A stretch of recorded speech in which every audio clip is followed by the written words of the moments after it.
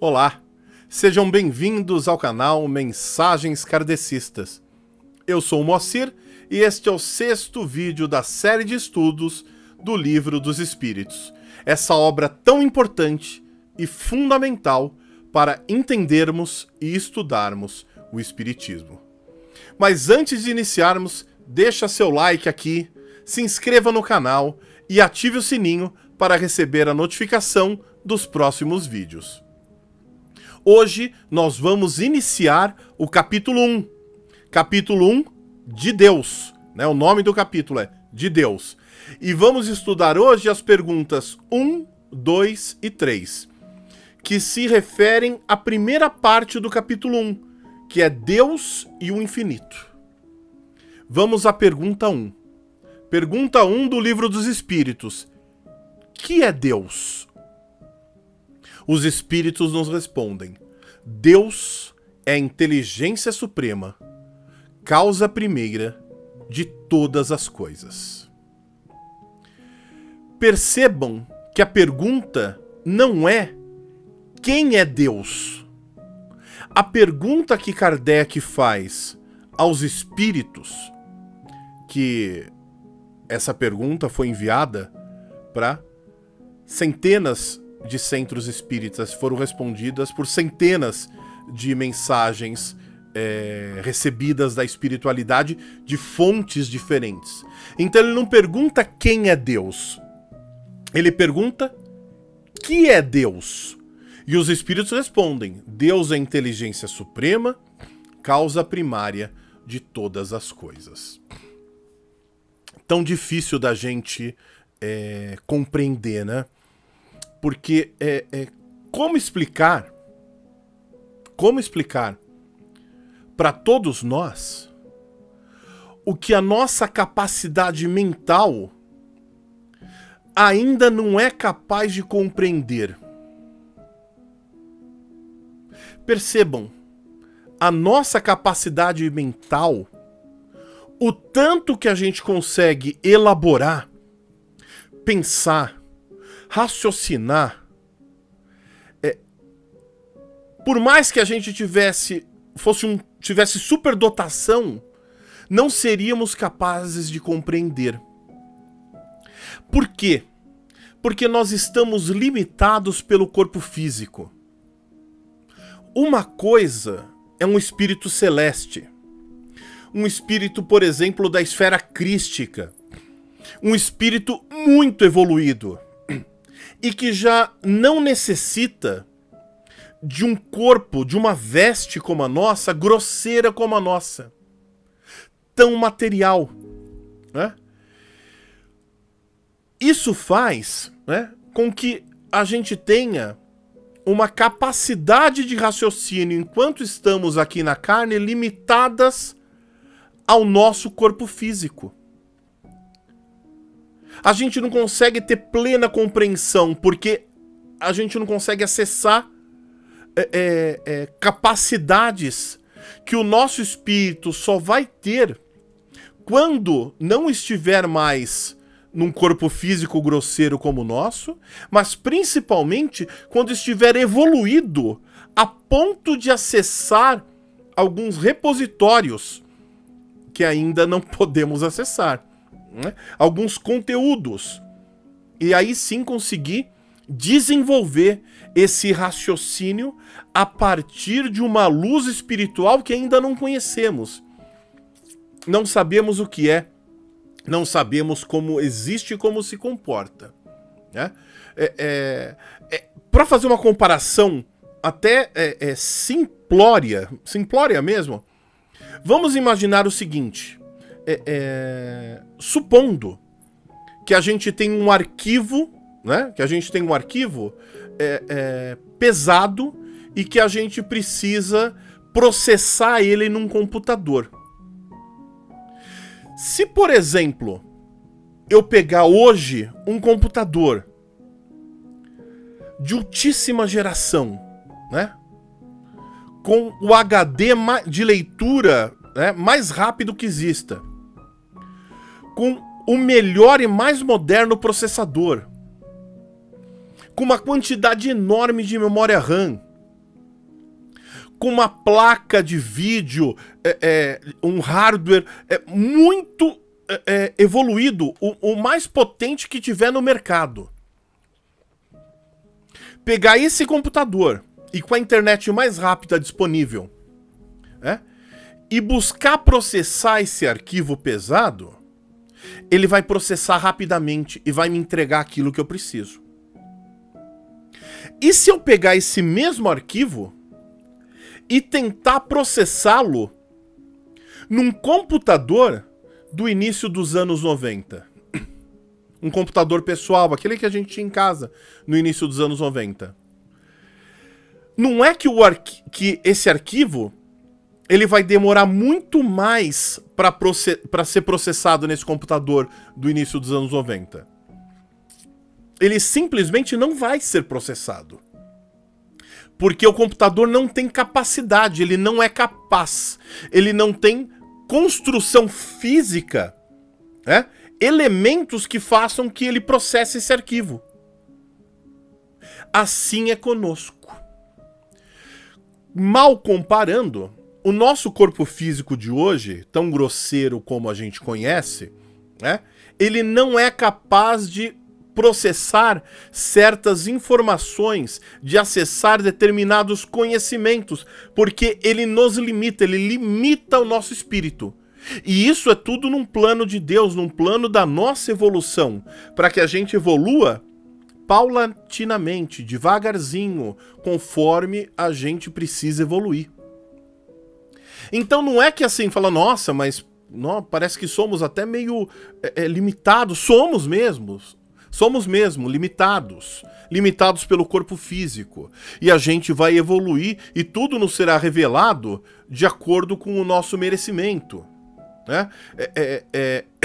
E outro ponto, que faz com que a gente não consiga compreender é porque a gente sabe que Deus, ele sempre existiu.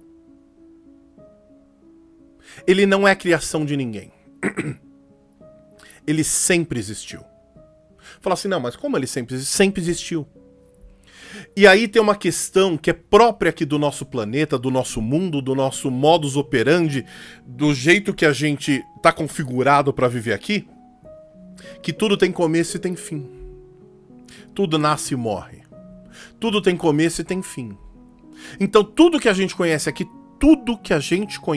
deste planeta tem começo. Pode ser que a gente não veja o fim, mas vai ter fim. Tudo tem começo e tem fim. E aí, por conta dessa configuração, desse modo de pensar, dessa lógica de pensar, a gente não consegue compreender algo que não teve começo.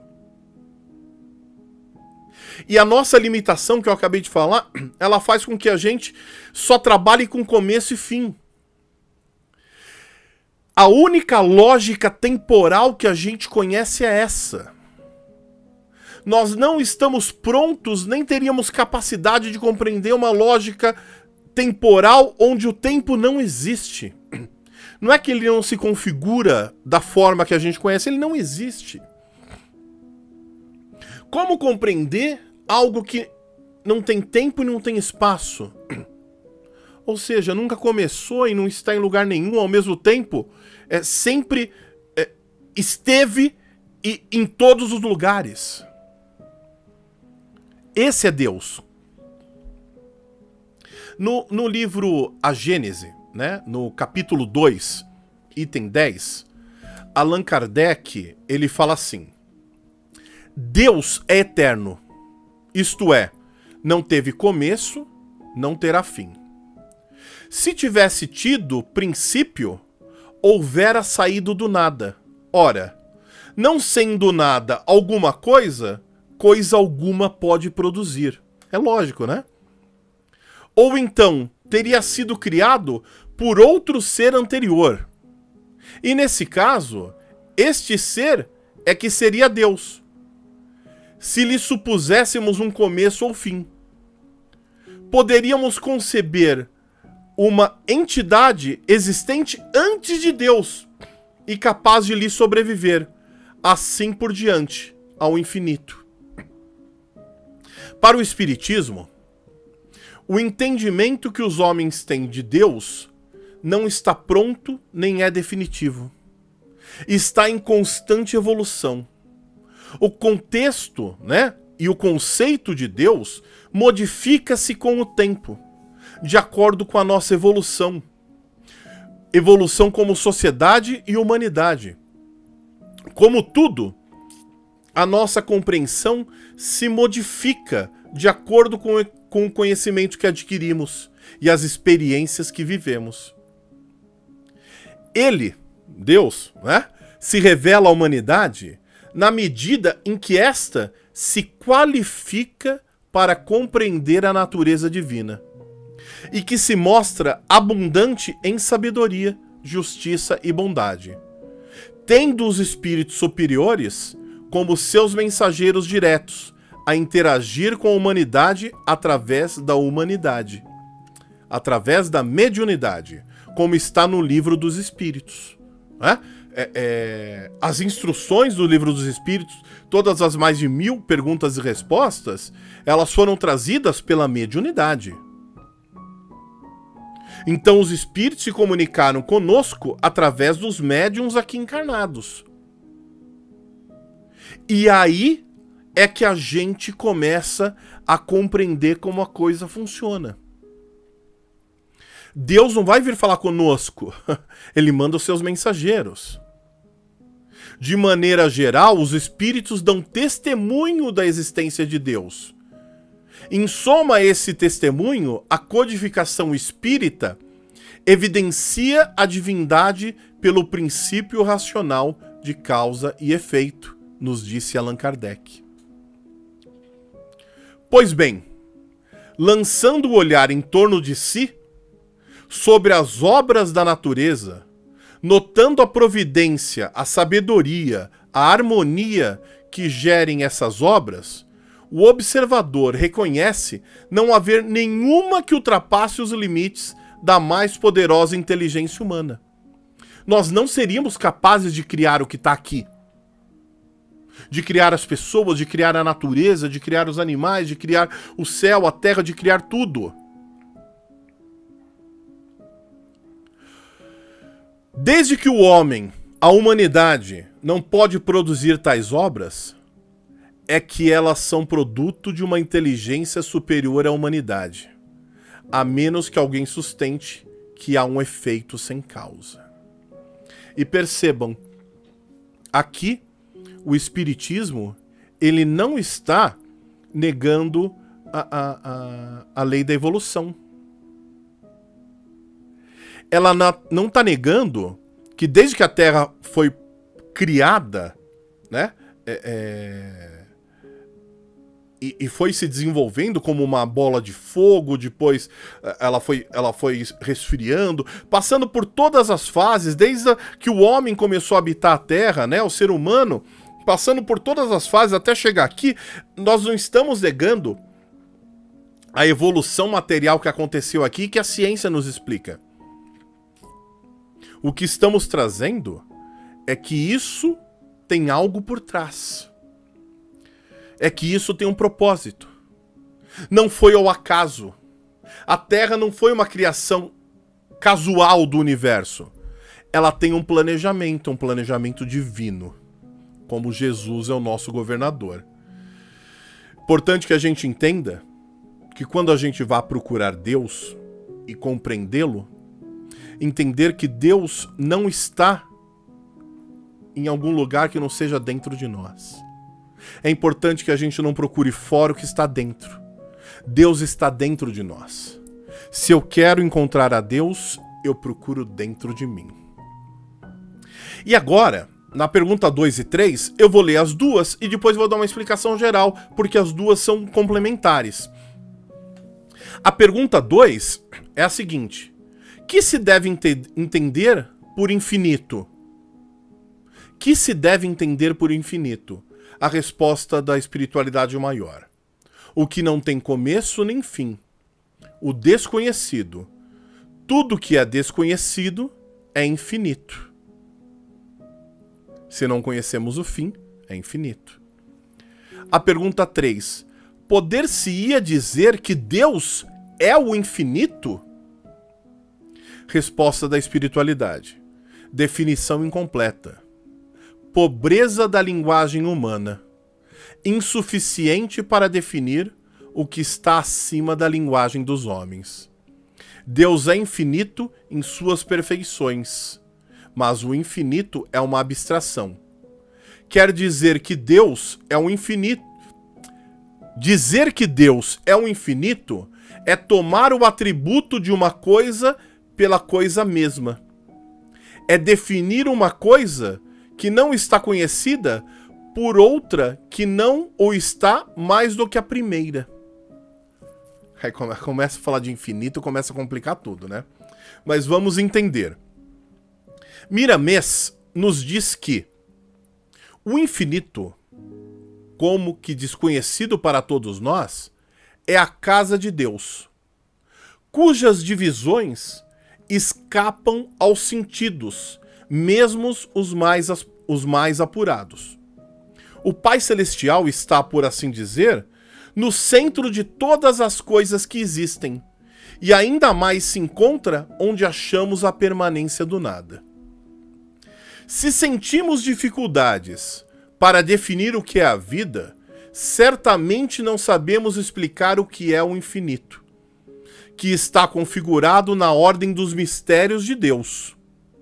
Compete a nós darmos as mãos em todas as faixas da existência e alistarmos-nos na escola do Senhor sem perda de tempo, sem desprezar o espaço a nós oferecido, por misericórdia do Criador.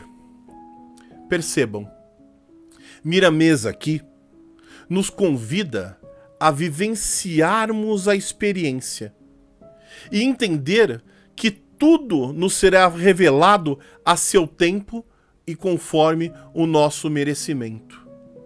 Vamos viver a experiência de estarmos aqui. O infinito é infinito para nós. Para Deus é o seu lar, onde vibra o amor e onde o perfume exalante é a alegria na pureza singular. É de ordem comum nos planos superiores que devemos começar pelas lições mais elementares, que nos despertam o coração, primeiramente, para a luz do entendimento. Ninguém inicia seus estudos escolares pela universidade. Todos nós vamos primeiro para a escola de educação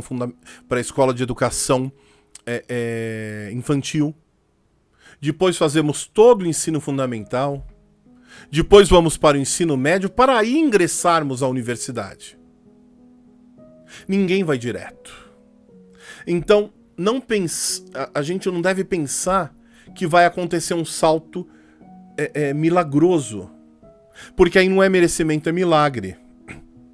E a gente vai precisar trabalhar para que a gente consiga evoluir. Por isso, minhas irmãs e meus irmãos, vamos seguir a orientação de Miramês. Obviamente que a todo momento a gente deve buscar nossa intelectualização para entendermos cada vez mais.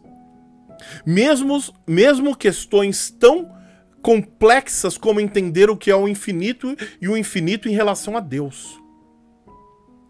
Mas vamos, principalmente, dar valor ao que está acontecendo agora. Buscar a nossa intelectualização agora. E vivenciarmos as experiências para que a gente evolua moralmente e espiritualmente, de acordo com o que está posto na nossa frente. À nossa frente. De acordo com o que a gente tem, com as ferramentas que Deus nos disponibilizou. Fiquem todos com Deus e até a semana que vem.